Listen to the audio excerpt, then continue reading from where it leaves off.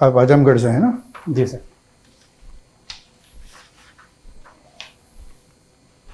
MA के subject से आपका? ज्योग्राफी से। ज्योग्राफी से। और ये पहला ही इंटरव्यू है? जी सर। तो हमको लगता है आपका एग्ज़ाम भी पहला ही होगा ये? नहीं सर। इसके पहले दिया था? जी सर, दूसरा मेन से। और अभी आप विलेज डेवलपमेंट ऑफिसर के रूप में कार्यरत हैं? जी सर। ये जो ग्रामीण विकास की संकल्पना है ना अनुराग जी? जी सर। ये सबसे पहले कहाँ उद्धृत है? ग्रामीण विकास की जो अवधारणा है सबसे पहले कहाँ आई? इसके बारे में कुछ बता सकते हैं? सर अगर आज़ादी के बाद बात करें, हाँ, तो जो सामुदायिक विकास योजना जो थी सर, तो सबसे पहले उसके द्वारा सर पंचायती राज और ग्रामीण विकास में जो चीज़ें थी उनको लक्षित किया गया सर उसके बाद। अच्छा अच्छा। और अभी मैंने जो नया बजट आया है यूपी में, उसमें ग्रामीण विकास के लिए क्या क्या प्रयास किया गया है? कुछ नवाचार किया गया, बताइए। ये जो बजट आया अभी यूपी का, इसमें ग्रामीण विकास के लिए कुछ किया गया है प्रयास? क्या क्या प्रयास किया गया है? सर मैं भी रिकॉल नहीं कर पा रहा। आज ही से 25 तारीख से उत्तर प्रदेश में, है ना, ग्रामीण कृषकों को ऋण वितरण योजना की शुरुआत की जा रही है। क्या है प्रावधान उसका और किस उद्देश्य से किया जा रहा है? सर ग्रामीण क्षेत्र में जो संस्थागत ऋण है उनकी सर अभी उस तरह की भेद्यता नहीं है जैसी शहरों में उपलब्धता है सर। उद्देश्य तो मुझको यही समझ में आ रहा है सर, शर्तें उनके बारे में सर क्लियर नहीं है। उसमें और भी है ना कि सब्सिडी दी जा रही है, ऋण में भी सब्सिडी दी जा रही है। जी सर। ऋण तो दिया ही जा रहा है एग्रीकल्चरल टूल्स वगैरह खरीदने के लिए, है ना, और कृषि के विकास के लिए, और उसमें सब्सिडी भी दी जा रही है। जी सर। आज ही से वो रजिस्ट्रेशन शुरू भी हो रहा है यूपी में। सर मैं अवेयर नहीं हूँ उस योजना के बारे में सर। चूँकि आपके पापा फार्मर हैं तो आपको अवेयर होना चाहिए ना। जी सर। पापा का, आप पढ़े लिखे हैं, पिताजी को नहीं बताएंगे कि उत्तर प्रदेश सरकार ने क्या क्या नवाचार किया है, तो पिताजी कैसे मालूम चलेगा? जी सर मैं देखूँ। तो आपका परिवार तो उससे वंचित रह जाएगा, हैं? फिर आपकी शिक्षा का क्या महत्व रह गया, बताइए अनुराग? आप भूगोल विषय से हैं, है ना? अगर सॉइल इरोजन को बचाना है तो सरकार तो जो प्रयास कर रही है और किताबों में जो पढ़ाई है, आप भूगोल विषय में मास्टर्स हैं, बताएंगे कि मृदा क्षरण को रोकने के लिए क्या नवाचार करेंगे आप? सर जो मृदा क्षरण के प्राथमिक कारण है उनमें सर जो परत अपरदन होता है वर्षा के द्वारा, बाढ़ के द्वारा जो उर्वर मृदा उसको बहा के ले जाया जाता है। इसके अलावा सर पवन अपरदन है। तो सर जो आम किसान जिस प्रकार के प्रयास कर सकता है वो सर ये हो सकता है कि जैसे हम लोग संयुक्त कृषि करते हैं 2 फसलों की एक साथ, तो बाड़बंदी करके जो खेत की मृदा है उसको बाहर जाने से रोका जा सकता है, किनारे पेड़ों का रोपण करके। सर इस प्रकार के कुछ उपाय मुझे सर समझ में आ रहे। और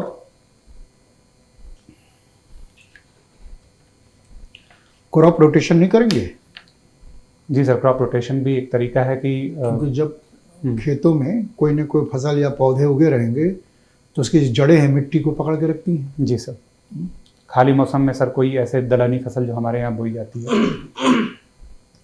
अभी आपने बताया कि पवन से भी अपरदन होता है मृदा का, और इसी पवन के अपरदन ने, है ना, अरावली का अपरदन कर दिया है। अरावली की समस्या आपने देखा ही होगा, जी सर, पढ़ा भी होगा, है ना। ये बताइए कि अरावली की समस्या समाधान के लिए आप अगर एसडीएम हो राजस्थान के किसी जिले के, तो आप क्या प्रयास कीजिए?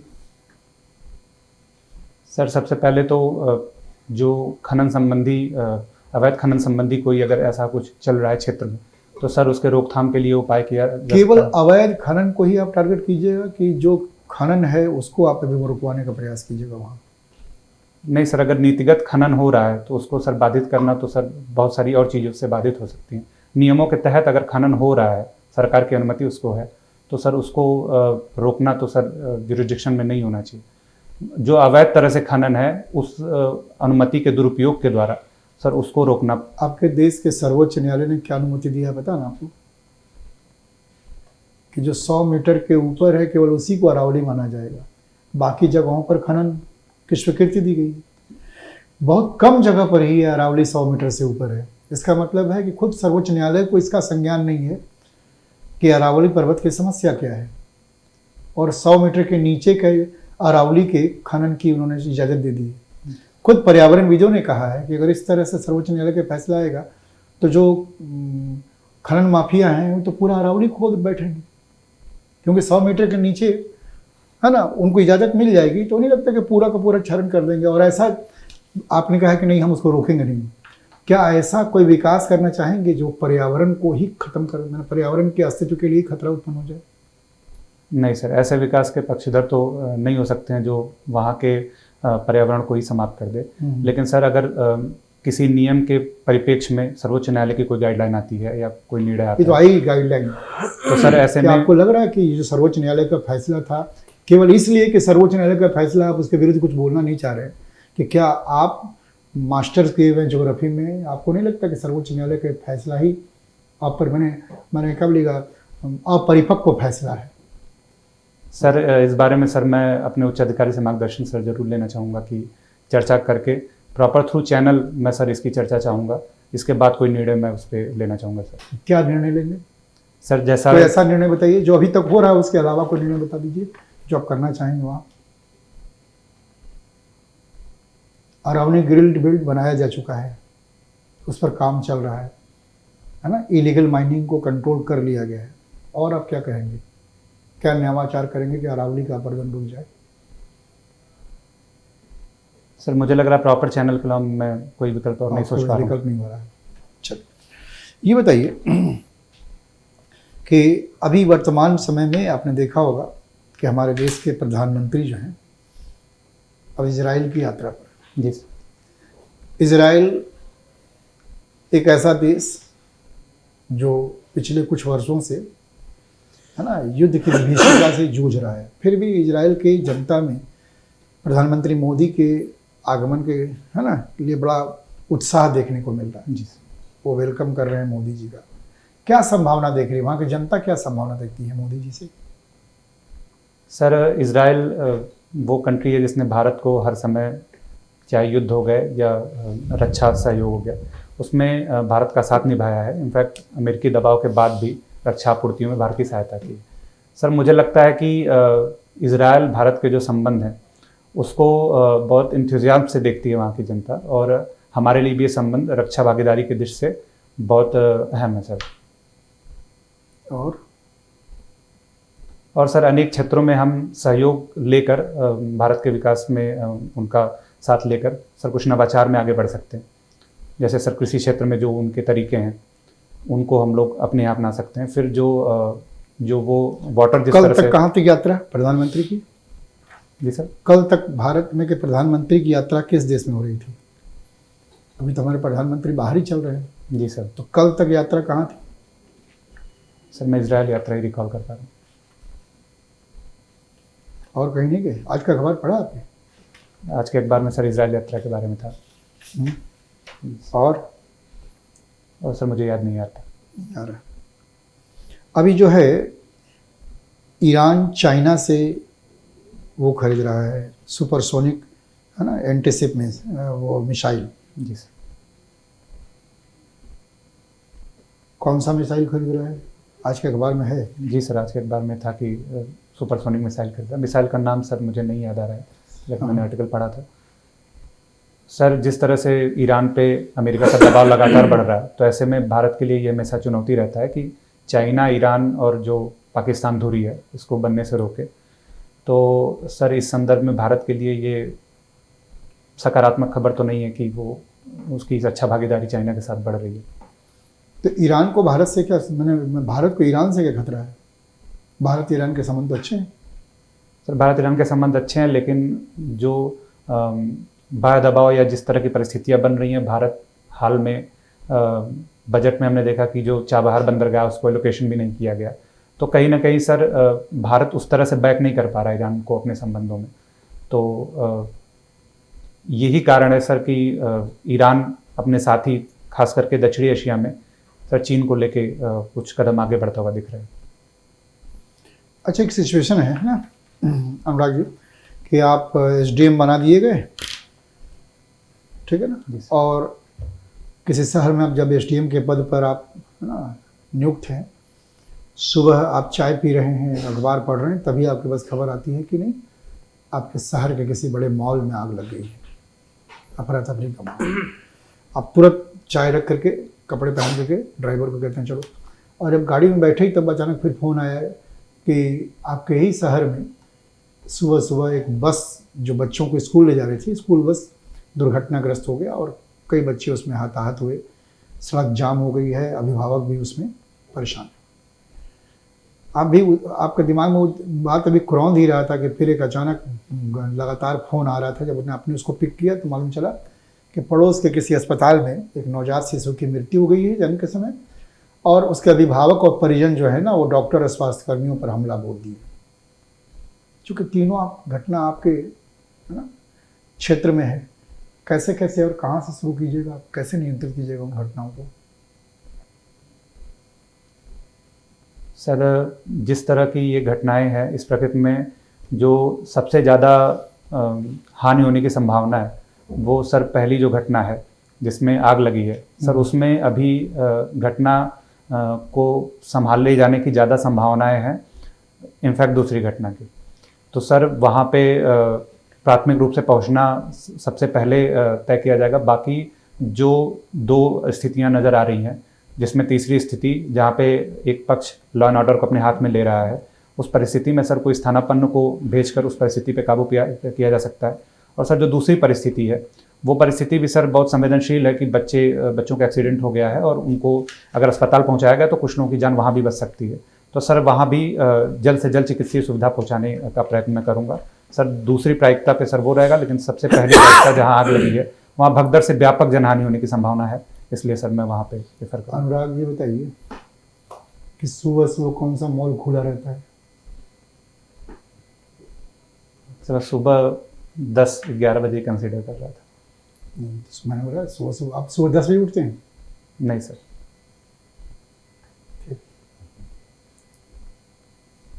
चल ठीक है सर। अनुराग, आप ग्राम विकास अधिकारी के पद पर हैं। जी सर। तो आपके अरे ग्राम पंचायत अधिकारी। ठीक है, आप अपना कार्य और चुनौतियों के बारे में बताइए। आपके क्या कार्य हैं और कौन कौन सी चुनौतियां हैं जिनको आप फेस करते हैं? सर ग्राम पंचायत अधिकारी जो है वो ग्राम स्तर पे एक फील्ड जॉब है जिसमें सर 3 या 4 स्तरीय काम है। सर प्राथमिक कार्य ये रहता है कि ग्राम पंचायत अधिकारी जो होता है वो ग्राम पंचायत के निधि से ग्रामीण विकास के कार्य करता है। जैसे जितने भी विषय हमारे पास दिए हुए हैं उसमें जैसे उदाहरण स्वरूप नाली है, स्वच्छता है, सड़क है, रोशनी है, इत्यादि चीज़ें। सर दूसरा कार्य है कि वो परिवार रजिस्टर का अभिरक्षक होता है। तो इस संदर्भ में उसको जो परिवार रजिस्टर की नकल होती है जारी किया जाता है, जन्म प्रमाण पत्र और मृत्यु प्रमाण पत्र इत्यादि को मेंटेन करना होता है। इन प्रमाण पत्रों को निर्गत करता है और इनका लेखा रखता है अपने पास। सर तीसरा है कि जो सरकार की योजनाएं हैं ग्रामीण विकास के लिए ग्राम स्तर पर उनको सर सही इम्प्लीमेंट करना, लाभार्थियों की सही पहचान करना और उस योजना को प्रभावी तरीके से पहुँचाना लाभार्थी तक, ये सर उसके कार्य हैं। इसके अलावा सर अनेक समाज कल्याण की योजनाएं हैं जिनको वापस डिपार्टमेंट तक या ब्लॉक स्तर पर उनको ले जाना है, जिसमें बहुत सारी शिकायतें हैं और उनको संबंधित अधिकारियों तक पहुंचाना, ये कार्य भी सर हम लोग के जुरिडिक्शन के तहत आता है। इसमें सर चुनौतियां फेस करते हैं आप लोग? सर प्राथमिक चुनौती तो लगता है कि कोई योजना जब उतरती है तो उस दौरान जागरूकता का अभाव, शिक्षा की कमी और लाभार्थी तक वो योजना सटीक रूप से पहुंचाने में सर ये अभाव लगता है कि जागरूकता उतनी नहीं उस स्तर पे है। तो डोर टू डोर किसी भी योजना को पूर्ण तरीके से समझा पाना, ये सर एक प्राथमिक चुनौती लगती है। दूसरी सर ग्रामीण विकास योजनाओं को लागू करने में कुछ व्यवहारिक समस्याएं भी आती हैं, जो जहाँ पे आपको लाभार्थियों के साथ प्राथमिक बातचीत करके उनका हल निकालना पड़ता है। वो सर एक चुनौती है कि आप कोई कार्य करवाने के लिए उद्धृत हो रहे हैं और वहाँ पे वो रंजिश की वजह से या कुछ स्थानीय समस्याओं की वजह से वो रुक जाता है। सर तीसरा है कि जो हमारी ग्राम निधि है उसमें सर जो हमारे फंड होते हैं जिसको OSR कहते हैं उसको सर प्रॉपर जनरेशन ना हो पाना अभी तक, ये एक फंड की चुनौती है, वित्त की कमी है, जिसके वजह से हम उतने कार्य नहीं कर पाते हैं जितने हम लोग अपनी GPDP या एक वर्ष में वो करते हैं कि हम लोग इतना काम करेंगे। स्वच्छ भारत अभियान में आपकी क्या भूमिका है?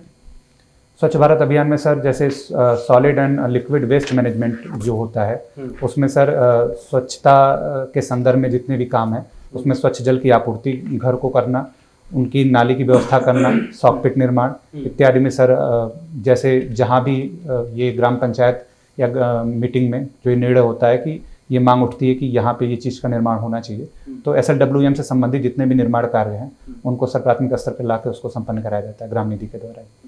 जी सर। और शौचालय और शौचालय जो SBM के तहत वितरण होता है इसमें सर लाभार्थी का चयन करना और उसको प्रॉपर इम्प्लीमेंट करना, ये सर भी स्वच्छ भारत मिशन के तहत कार्य में आता है। लाभार्थी चयन प्रक्रिया क्या होती है, कैसे किया करते हैं आप लोग लाभार्थी का चयन? सर इसके लिए लाभार्थी का स्थलीय सत्यापन होता है और जो मानदंड होते हैं सरकार के उसको ये परखना होता है कि क्या ये इस मानदंडों के अधीन आता है कि नहीं आता है। जैसे सर प्रधानमंत्री आवास योजना है या शौचालय निर्माण योजना है, तो इसमें कुछ ऐसे मानदंड है जैसे पहले से शौचालय की उपस्थिति न हो या और सर सामुदायिक शौचालय से दूरी हो, फिर इनकम जैसे कुछ क्राइटेरिया भी आते हैं, तो ये सर इन्हीं आधार पे लाभार्थी का चयन किया जाता है। और प्रधानमंत्री आवास योजना की क्राइटेरिया क्या है? आवास योजना की क्राइटेरिया सर 11 फीट से ऊंची पक्की दीवार नहीं होनी चाहिए, पक्की छत नहीं होनी चाहिए, लाभार्थी की इनकम 15,000 रुपये मासिक से अधिक नहीं होनी चाहिए, कोई सरकारी कर्मचारी उसके घर में नहीं होना चाहिए, 3 पहिया 4 पहिया वाहन नहीं होना चाहिए इत्यादि सर क्राइटेरिया, 5 बीघे से अधिक जमीन नहीं होनी चाहिए। ये प्रधानमंत्री आवास योजना की लाभार्थियों की सर मानदंड है ये सरकार की तरफ से। ठीक है। ऐसी बात बताएं कि जो डिजिटल तकनीकी है ये ग्रामीण प्रशासन में कैसे उपयोगी है? सर डिजिटल तकनीकी जो ग्रामीण प्रशासन में उपयोगी हो सकती है वो सर कई स्तर पे है। प्राथमिक स्तर जो मैं देखता हूँ कि लाभार्थी चयन में जिसका प्रयोग हो भी रहा है वो सर उपयोगी है, खास करके जब किसी भी लाभार्थी का चयन किया जाता है तो वास्तविक वस्तु स्थिति की जो हम लोग जिसको कहते हैं कि कैमरा जियो टैगिंग के द्वारा उसके वर्तमान स्थिति को हम लोग दर्शाते हैं ऐप के माध्यम से, तो वहाँ पे सर जो भ्रष्टाचार उसकी उसमें गिरावट दर्ज होगी। फिर दूसरा है कि योजना की प्रगति जो है उसमें भी सर जो हमारी GIS तकनीक है इसके द्वारा जो जियो टैगिंग होती है उससे सर सही लाभार्थी तक सही चीज़ें पहुँचने में सर सहायता प्राप्त हुई है। ये न्यू एजुकेशन पॉलिसी में जो स्ट्रीम का अब अलग अलग स्ट्रीम नहीं होगा, एक कर दिया गया है, 1-2 और सुधार को लेकर ये सर जैसे जो शिक्षा के वर्ष थे पहले हम 10+2+3 थे, वो अब सर 5+3+3+4 करके ऐसे किया गया है। फिर सर जो पहले एक ही स्ट्रीम में शिक्षा लेने के लिए व्यवस्था थी, अब मल्टीपल स्ट्रीम में एक साथ शिक्षा ली जा सकती है। पहले सर कोई स्नातक स्तर की द्विवर्षीय पढ़ाई करके अगर उसको वहीं पे त्याग देता था तो वो उनको डिग्री नहीं प्रोवाइड की जाती थी। अब वो सुधार किया गया है कि उसको वर्ष दर वर्ष अलग अलग उपाधि प्रदान की जाएगी और वो उसको वापस कंटिन्यू भी कर सकता है। ठीक है। SDG पढ़े हैं? जी सर। कब तक पाने का लक्ष्य है? सर 2030 तक। पहला कौन सा है? तो पहला है गरीबी। सरकार द्वारा इसके लिए कुछ उपाय किए जा रहे हैं? जी सर। कौन कौन से? सर सरकार द्वारा बहुस्तरीय प्रयास मैं समझता हूँ इस संदर्भ में है। पहला प्रयास है सरकार का कि जो गरीब हैं उनकी बचत को बढ़ाने के लिए उनके जो खर्च हैं उनको सरकार जो है अन्न योजना, स्वास्थ्य, शिक्षा इत्यादि पे खर्च के द्वारा उनकी बचत में वृद्धि का प्रयास कर रही है, जिसमें सर सबसे बड़ी योजना जो बजट की है प्रधानमंत्री गरीब कल्याण अन्न योजना, इसके द्वारा लगभग 81.3 करोड़ लोगों को खाद्यान्न मुहैया कराती है, जिनसे उनकी वहाँ से बचत होती है और कुपोषण से बाहर आने में मदद मिलती है। फिर आयुष्मान भारत योजना है जो 5 लाख तक का बीमा मुहैया कराती है, इसमें लगभग 11 करोड़ लोग लगभग कवर हैं। अच्छा, एक चीज़ ये बताइए, आप क्योंकि वीडियो पद पर कार्यरत हैं, इन योजनाओं में आपकी कोई भूमिका रहती है? सर गांव का अगर लाभार्थी इन योजनाओं के बारे में जागरूकता संबंधी सर एक भूमिका रहती है। यदि कोई इस योजना से वंचित है तो वो प्रत्यक्ष भूमिका आयुष्मान कार्ड बनवाने में या राशन कार्ड बनवाने में उसको प्रमाणित करने के संदर्भ में रहती है। जब विभाग अच्छा, किसी व्यक्ति को आप जैसे प्रधानमंत्री गरीब कल्याण योजना है, जी कौन सा व्यक्ति इसका लाभार्थी होगा, आप कैसे पहचान करते हैं? मतलब गरीबी का पैमाना क्या है? सर, जो सरकार की तरफ से निर्धारित मानदंड है, उसके अलावा सर स्थलीय सत्यापन के द्वारा कुछ चीज़ें क्या ज़्यादा निर्धारित मानदंड है सरकार का? सरकार के भूमि संबंधी मानदंड है और आय संबंधी है। मंथली इनकम जैसे सर को बताया कि 15,000 से अधिक नहीं होनी चाहिए, सरकारी कर्मचारी नहीं होना चाहिए, 5 बीघे से अधिक खेत नहीं होना चाहिए। ये इत्यादि के अलावा भी कुछ मानदंड ऐसे हैं, जैसे कुछ ऐसे लोग हैं जो पलायित हैं, आवासहीन हैं, भिक्षुक हैं, जिनके पास कोई भी दस्तावेज नहीं है। तो इस तरह के लोगों को भी सर इस तरह की योजनाओं का लाभ देने के लिए हम लोग नियुक्त हैं कि उन स्थलीय सत्यापन करके ये बताएं। उसकी जिम्मेदारी हम पे रहती है और हम उसको लाभ दिलाने के लिए सब प्रयासरत रहते हैं। अच्छा, मान लीजिए कोई ऐसा व्यक्ति आता है, जितनी योजनाएं आपके पास हैं, आपके सुपरविजन में जो भी हैं, उनका लाभ पाने का हकदार नहीं है, यानी वो कंडीशन फुलफिल नहीं कर पा रहा है, तो आप क्या करेंगे? उसको जाने देंगे कि कुछ उसके लिए प्रयास करेंगे?